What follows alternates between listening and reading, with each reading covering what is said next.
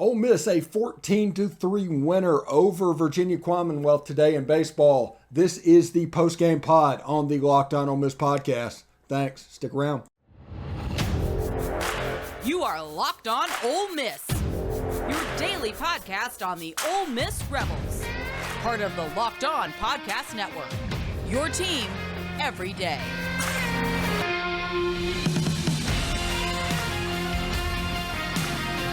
All right, welcome to the post-game pod. I'm your host, Stephen Willis. Ole Miss a 14-3 winner over Virginia Commonwealth in 7 innings today. A nice little walk-off Taiwan Malone home run for all you football files that might be turning in. Nice little swing he has there. I see. I know it's kind of silly, but a big guy with just a natural swing like he has, he looks like he belongs out there. He really does. Also, Jacob Gonzalez hitting long ball today. The fielding problem jumped up and bit us in the first inning again. 3 runs scored by Virginia Commonwealth, all of their runs on 1 hit and a couple errors, and the runs were able to come in. Drew McDaniel started off sluggish, but there wasn't a lot of hits after that, so it kind of became very efficient.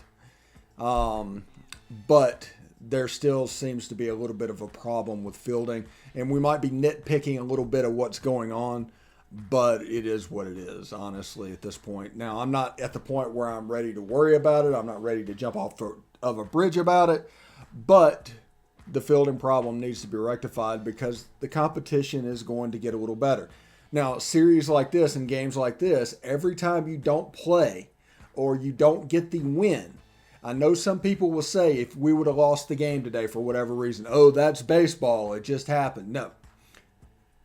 No, every one of these games is an opportunity to win. Every time you lose one of them, your margin for error goes away. Now, if you want to be a national seed on down the line, if that is the goal, and don't want to be like number 14 going to Arizona or something like that, games like this matter. And games that you win matter. The game that got called off because of weather is a downer, is absolutely a downer. A sweep in that situation would only help us. We need to maximize our opportunities in these non-conference games and get ready to maximize our opportunities against SEC opposition. You do both of those, you have a chance to be really good. Now, that assumes you take care of business once SEC play starts, but we have a baseball team right now that is absolutely mashing. Like, there was an error at a very sloppy first inning that the Rebels went through today, and it just didn't matter. They just didn't put zeros up today. Just like 1, 2, 3, 1, 2, 1. Yeah.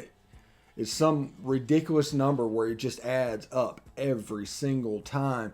And next thing you know, Virginia Commonwealth is down by 9 runs in the 7th inning, and all it took is one swing of the bat, driving home Jake Gonzalez for somebody like Taiwan Malone to walk off the game. It was a pretty good thing. But remember, games like this are important. Whenever you hear people say all the time, and most of the time they talk about how unimportant it is if you lose the game. But just realize, if you lose the game, one of these type games, it just makes your margin for error smaller whenever they look at the end result that is going to happen. I think Ole Miss is going to lose games. That's inevitable. But I'm not going to minimize it, because every time you drop a game, like I said, it becomes a little bit more difficult to reach the area that you want to reach. And our goal, I believe, would be a national seed, to get to host a super regional. I believe that is our goal. There might be people that claim otherwise and are willing to say that that's not the goal in May or June because you ended up not getting it.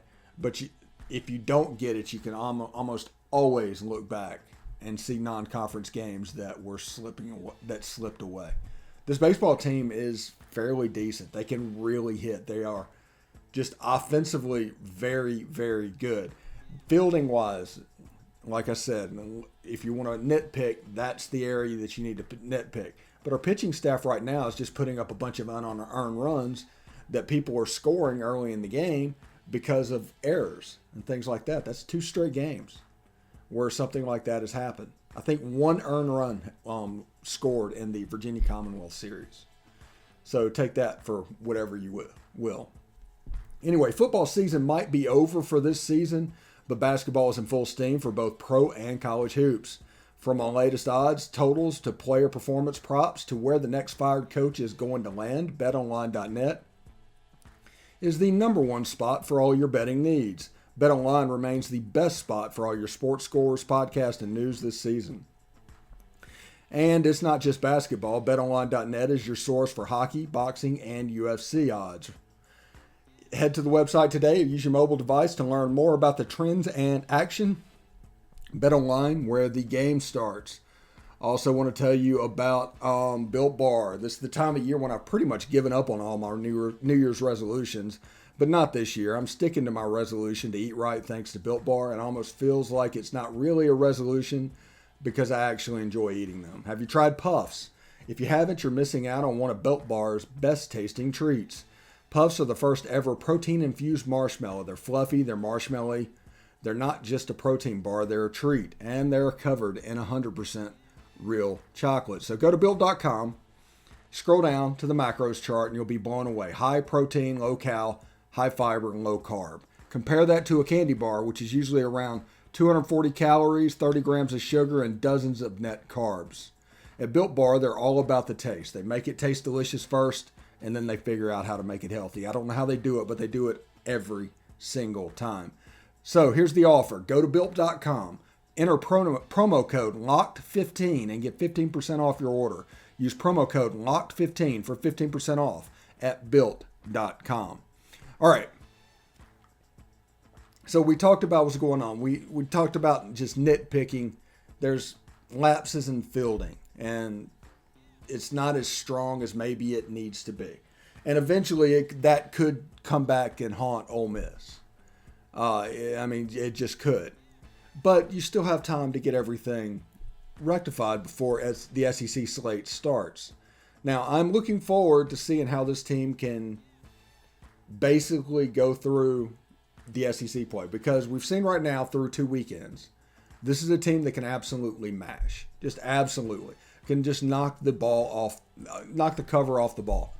Hit the 10-run rule. The 10-run rule in 7 innings today for the second or third or fourth time. There's been 2 9-inning baseball games played between Ole Miss and their opponents this year. So that's something to keep in mind as well. But I'm pretty excited about where this team sits. There's not a lot to talk about this game. They just took care of business, did what they're supposed to do.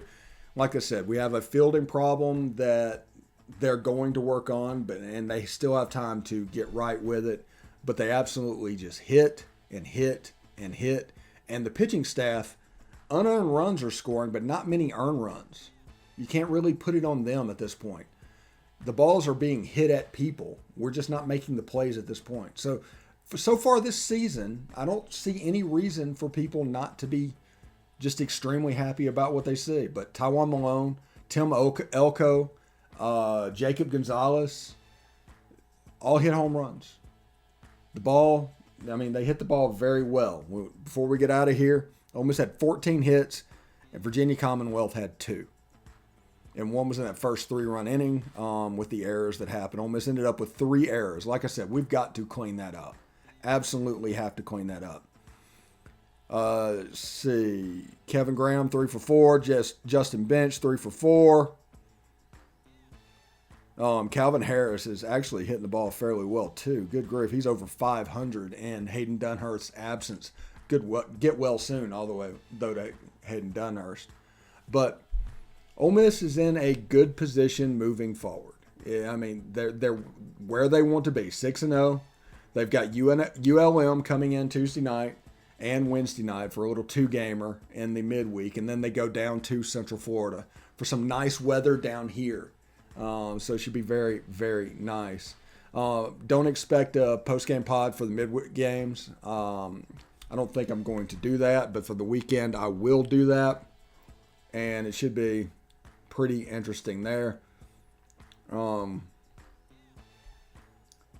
as they're set up, Ole Miss has a chance to, if they play the way they're capable of, to run off some games here real quick and get ready for the SEC slate. Because, like I said, these games only matter when they do.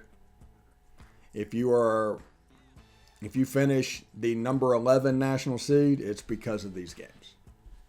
That's just the way this goes down. So anyway, I hope everybody enjoyed the game. 6-0, always a good place to be. Hate that they couldn't get 3 in. It was very cold this weekend. Gold star to every fan that was at the game over the course of this series. It looked like it was pretty cold. But Ole Miss 6-0 with ULM coming into town this week, and a road trip, the first trip on the road to Central Florida this weekend.